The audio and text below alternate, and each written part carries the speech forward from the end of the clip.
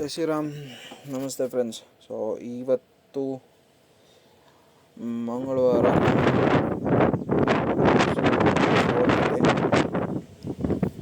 Mains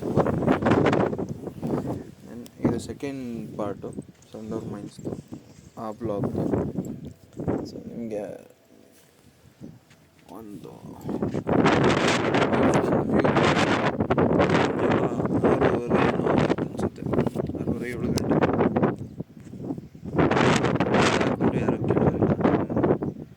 ಹೊಡೆದಾಕ ಮಣ್ಣಲ್ಲಿ ಮುಚ್ಚಾಕ್ತಾರೆ, ಯಾರಿಗೂ ಗೊತ್ತಾಗಲ್ಲ. ಆ ಥರ ಇದೆ ನಿರ್ಜನ ಪ್ರದೇಶ, ಅಷ್ಟು ನಿರ್ಜನ ಪ್ರದೇಶ.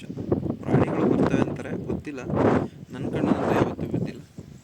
ಈ ಕಾಡಂದು ಏನಿತ್ತು ಅದಂತೂ ಒಂದು ಸತಿ ನೋಡಿದ್ದೆ ಅಷ್ಟೇ ಈ ಮೈನ್ಸಲ್ಲಿ. ನಾನು ಈ ಮೈನ್ಸಿಗೆ ಬರ್ತಾ ಇರೋದು ಇದೊಂದು 4ರಿಂದ 5ನೇ ಸರಿ ಇರ್ಬೋದು. ಬಟ್ ಈ ರೋಡ್ ತೊಗೋತಾ ಇರೋದು ಇದು 3ನೇ ಸರಿ. ಸೊ ಈ ಒಂದು ಅಪ್ಪೇನಿದೆ, ಈ ಅಪ್ಪೆ ಲಾಸ್ಟ್. ಇದಾದಮೇಲೆ ಒಂದು ಸ್ವಲ್ಪ ಅಪ್ ಮುಂದೆ ಇದೆ, ಅಲ್ಲಿ ಏನು ಟವರ್ ಕಾಣ್ತಾ ಇದೆ ಅದೇ ಎಕ್ಸಿಟ್ ಗೇಟು.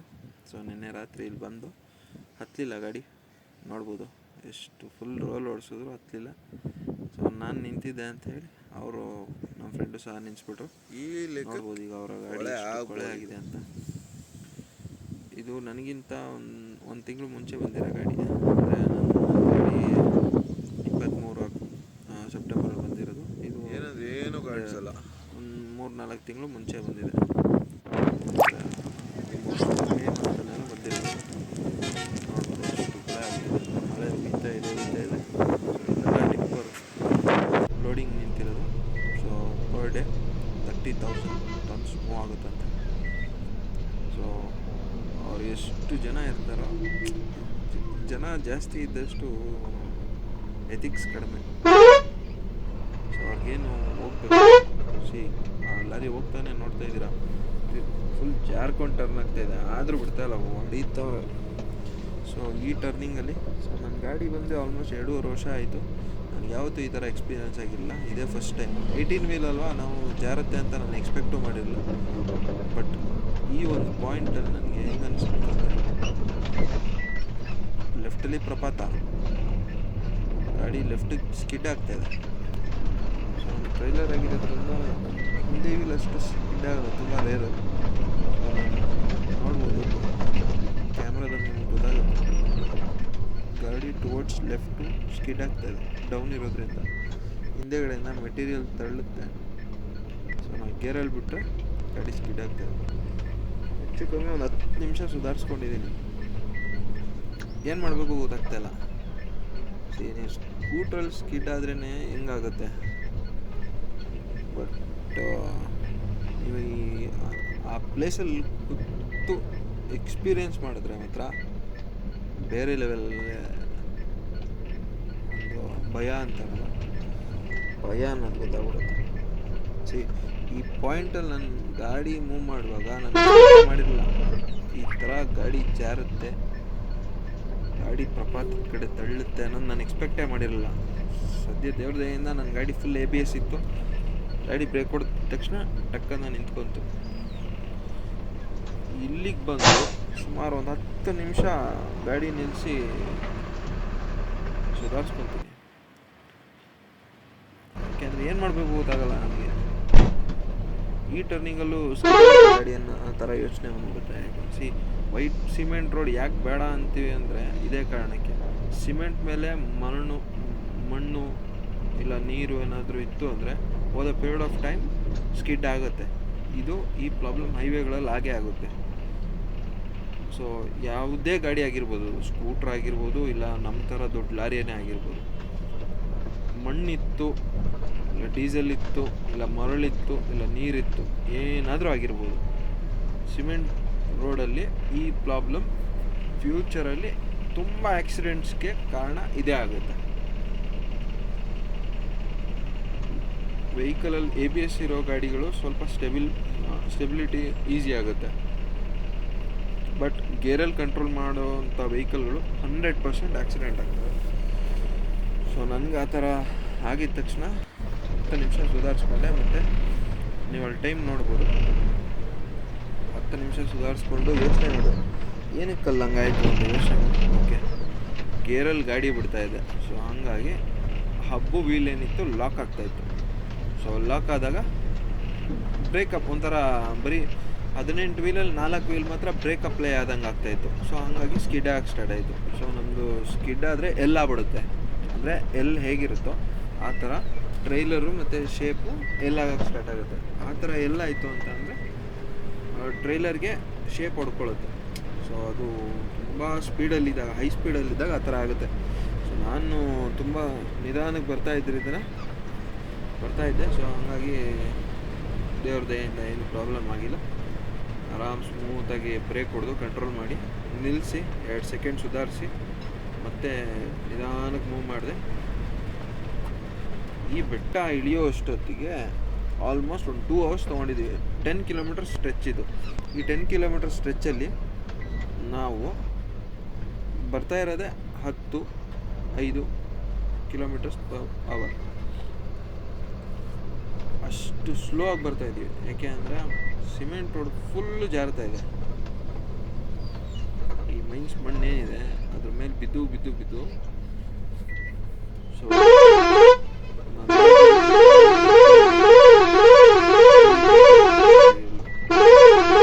ಟಿಪ್ಪರು ಕಾರು ತುಂಬ ಹಿಂಸೆ ತೆಗಿತಾ ಇದೆ. ಹೊಡೀತಾ ಇರ್ತದೆ. ಟಿಪ್ಪರ್ ಟರ್ನಿಂದಾಗ ಮತ್ತೆ 2ನೇ ಸತಿ ಅದೇ ಅನುಭವ ಆಗುತ್ತೆ. ಈ ಟರ್ನಿಂಗಲ್ಲೂ ಸಹ ಬ್ರೇಕ್ ಹೊಡಿತೀನಿ, ನೀವು ಕ್ಯಾಮ್ರಲ್ಲಿ ನೋಡಿ, ಗಾಡಿ ತಿರುಗುತ್ತೆ. ಇದು ತಿರುಗ್ತಾ ಇದೆ ಗಾಡಿ. ಮತ್ತೆ ಇಲ್ಲಿ ಗಾಡಿ ರೈಸ್ ಮಾಡ್ಕೊಂಡು ನಿಲ್ಲಿಸ್ಬಿಟ್ಟೆ. ಟಿಪ್ಪರ್ ಹಿಂಸೆ ತೆಗಿತಾ ಇದೆ. ಅವ್ರದ್ದು ಲೋಡ್ ಗಾಡಿ ಇದೆ. ತುಂಬ ಇನ್ಸಿಡೆಂಟ್ಗಳಾಗಿರುತ್ತೆ, ಆದರೂ ಅವರು ತಿಳ್ಕೊಳ್ಳಲ್ಲ. ಅನುಭವ ಅವ್ರಿಗೆ ಎಷ್ಟೇ ಅನುಭವ ಆದ್ರೂ ತಿಳ್ಕೊಳ್ಳಲ್ಲ ಜನ. ದುಡ್ಡು ಇವತ್ತೆಲ್ಲ ನಾಳೆ ದುಡ್ಕೊಂಬೋದು. ಸ್ವಲ್ಪ ತಾಳ್ಮೆಯಿಂದ ಹೋದರೆ ಅಪಘಾತಗಳು ಕಡಿಮೆ ಆಗ್ತದೆ ನನಗನ್ಸೋದು. ಇಲ್ಲಿ ಕಂಪ್ಲೀಟು ಬೆಟ್ಟ ಇಳಿಯೋ ತನಕನೂ ಮಳೆ ಬರ್ತಾನೆ ಇತ್ತು.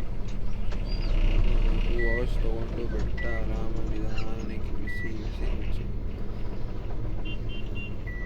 ಪ್ರೆಷರ್ ಜಾಸ್ತಿ ಆಗಕ್ಕೆ ಸ್ಟಾರ್ಟ್ ಆಗುತ್ತೆ. ಯಾಕೆಂದರೆ ನಾವು ಸ್ಲೋ ಆಗಿ ಹೋಗ್ತಾ ಇರೋದ್ರಿಂದ ಮೈನ್ಸ್ ಲೋಡ್ ಮಾಡಿ ಏನು ಕಂಪ್ನಿಗಳಿಗೆ ಹೋಗ್ಬೇಕಿತ್ತು, ಅವ್ರು ಬೆಟ್ಟ ಇಳಿಬೇಕಿತ್ತಲ್ಲ. ಸೊ ಅವ್ರ ಹಿಂದೆ ಹಾರನ್ ಹೊಡಿಯೋಕ್ಕೆ ಸ್ಟಾರ್ಟ್ ಮಾಡಿದ್ರು. ಪ್ರೆಷರ್ ಜಾಸ್ತಿ ಆಗುತ್ತೆ. ಆಲ್ಮೋಸ್ಟ್ ನಾವು ಟರ್ನಿಂಗ್ಸಲ್ಲಿ 2-3 ಸತಿ ನನಗೆ ಹಂಗೆ ಆಯಿತು. 2-3 ಟರ್ನಿಂಗ್ಗಳಲ್ಲಿ ನನಗೆ ಗಾಡಿ ಜಾರಕ್ಕೆ ಶುರು ಆಗೋಯಿತು. ಹಾಗಾಗಿ ನಿಧಾನಕ್ಕೆ ಸ್ಟಾರ್ಟ್ ಮಾಡಿದೆ. ಸೊ ನೀವು ನೋಡ್ಬೋದು ಏನು ತೂರ್ತಾ ಇದ್ದಾರೆ ಅಂತ. ಗಾಟ ತಡೆಯೋಕ್ಕಾಗ್ತದೆ, ಸೈಡ್ಗೆ ಹಾಕ್ಬಿಟ್ಟು ಸೈಡ್ ಬಿಟ್ಟು ಹೋಗ್ರಪ್ಪ ಅಂತ. ತುಂಬ ಗಾಡಿಗಳು ಆಕ್ಸಿಡೆಂಟ್ ಆಗಿದ್ದಾವೆ. ಇಲ್ಲಿ ಲೆಕ್ಕ ಇಲ್ದಂಗೆ ಪ್ರಾಣಗಳು ಹೋಗಿದ್ದಾವೆ. ಆದ್ರೂ ಇದೇ ಥರ ಮುಗಿಸ್ತಾರೆ. ಇದೇ ಆತರ ಅವಸರವೇ ಅಪಘಾತಕ್ಕೆ ಕಾರಣ. ತಿಳ್ಕೊಳ್ಳಲ್ಲ. ಈ ಸೈಡ್ ಅವರು ಟಿಪ್ಪರ್ ಅವ್ರು ಯಾವತ್ತೂ ತಿಳ್ಕೊಳ್ಳಲ್ಲ. ಅವ್ರು ಓಡಿಸೋದು ಅಷ್ಟೇ ರ್ಯಾಶು, ರೆಕ್ಲೆಸ್ ಡ್ರೈವ್. ಅವ್ರಿಗೆ ಏನಾಗುತ್ತೆ ಮುಂದೆ ಅನ್ನೋದು ಅರಿವೇ ಇರೋದಿಲ್ಲ. ಆ ಥರ ರೆಕ್ಲೆಸ್ ಡ್ರೈವಿಂಗ್ ಮಾಡೋದು.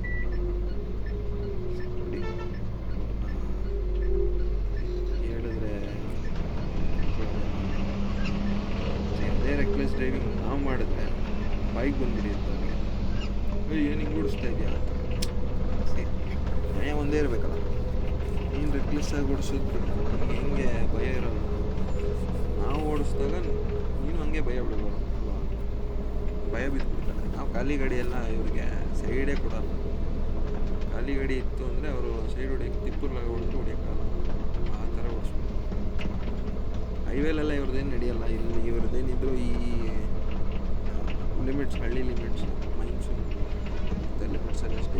ಹೈವೇಲೆಲ್ಲ ನಡೆಯಲ್ಲ. ನೋಡಿ, ಇದಾದಮೇಲೆ ಸೀದಾ Sandur. Favourite sir, favourite Hospet ಸಕ್ಕದ ಮಾಡಿದ್ದಾರೆ.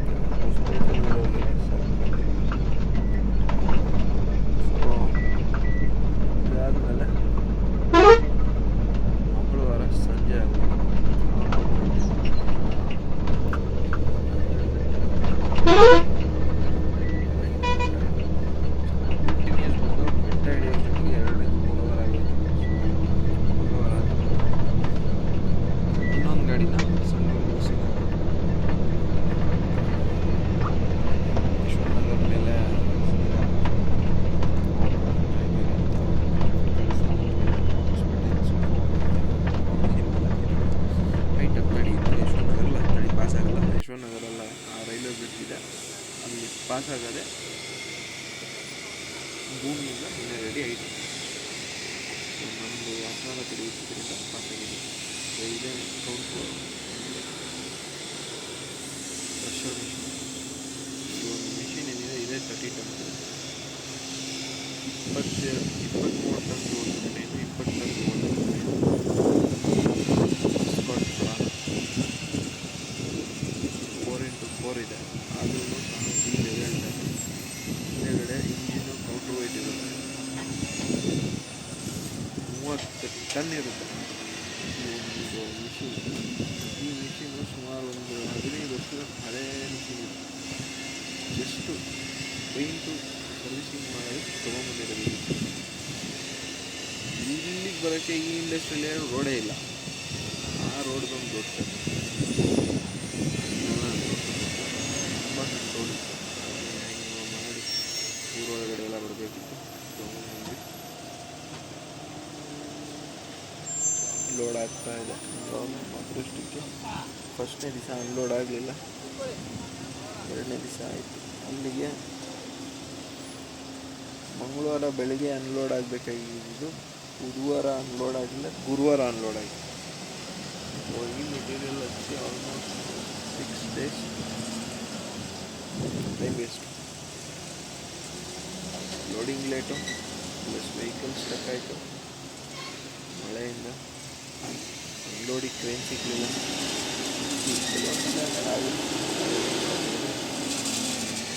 ಬಾಡಿಗೆ ಚೆನ್ನಾಗಿದೆ. ಕ್ರೇನ್ ಲಿಫ್ಟ್ ಆಗ್ಬಿಟ್ಟಿದೆ. ಹೆಚ್ಚು ಕಮ್ಮಿ ಏನಿಲ್ಲ ಅಂದರೆ ಒಂದು ಅರ್ಧ ಅಡಿ 1 ಅಡಿ ಮೇಲಿದೆ. ಸಕ್ಕದಾಗಿ ಎತ್ತೆ ಇಟ್ಬಿಟ್ಟ ಅವನು. 50 ಟನ್ ಟ್ರೈನಲ್ಲಿ ಲೋಡ್ ಮಾಡಿ ಲೋಡಿಂಗ್ ಚಾಲೆಂಜ್ ನಿಂತ್ಕೊಳ್ಳೋಕ್ಕೆ ಜಾಗ ಇಲ್ಲ. ಇಂಡಸ್ಟ್ರಿಯಲ್ಲಿ ಇರೋದ್ರಿಂದ ಸಿಗುತ್ತೆ. 2,000ನ 20 ಟನ್ದು ಒಂದು 23 ಟನ್ 2,000ನ ತಂದು ಲೋಡ್ ಮಾಡ್ಬೋದು. ಫೈನಲಿ ಅನ್ಲೋಡ್ ಆಯಿತು. ಬಾಡಿಗೆ ಎಲ್ಲ ಕ್ಲಿಯರ್ ಮಾಡಿದ್ರು. ಮುಗಿಸ್ಕೊಂಡು ನೆಕ್ಸ್ಟ್ ಲೋಡ್ಗೆ ಹೋಗ್ಬೇಕು. ಚಿಕ್ಕನಾಯಕನಹಳ್ಳಿಯಿಂದ ಹೋಗೋಣ. ಇವತ್ತು ಬ್ಲಾಗ್ ಇಷ್ಟಕ್ಕೆ ಮುಗಿಸ್ಬಿಡೋಣ.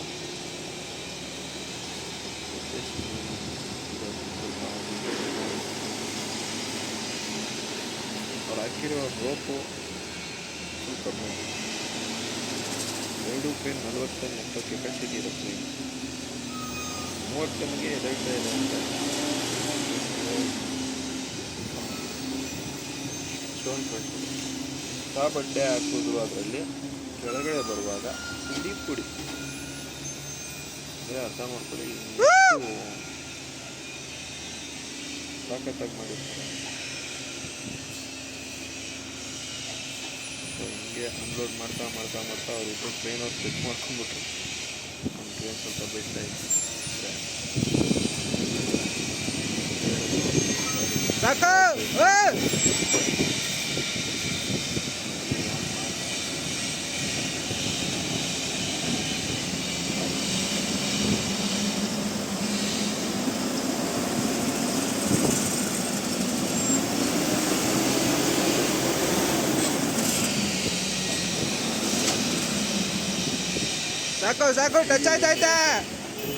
ಟಚ್ ಆಯ್ತೈತೆ. ಊರ ಮೇಲೆ ವೆಹಿಕಲ್ಲೇ ಇಲ್ಲ. ಗಾಡಿ ಇಲ್ಲಾಂದರೆ ವೆಹಿಕಲ್ ಮೇಲೆ ಬೀಳುತ್ತೆ. ಗಾಡಿ ಥರ ಮಾಡಬೇಕು ಅಂತ ವೆಹಿಕಲ್ ಬ್ಲಾಗಲ್ಲಿ ಇಷ್ಟು ಜನ ಲೈಕ್ ಮಾಡಿ, ಶೇರ್ ಮಾಡಿ, ಸಬ್ಸ್ಕ್ರೈಬ್ ಮಾಡಿ. ಬ್ಲಾಗಲ್ಲಿ ಸಿಗೋಣ. ಇಲ್ಲಿಂದ ತುಮಕೂರಿಗೆ 30 ಮಿನಿಟ್ ಪೋಲ್ಸ್ ಲೋಡ್ ಮಾಡಿ ಮನೆಗೆ ಹೊರಟು. ಸಬ್ಸ್ಕ್ರೈಬ್ ಮಾಡಿ. ಬಾಯ್.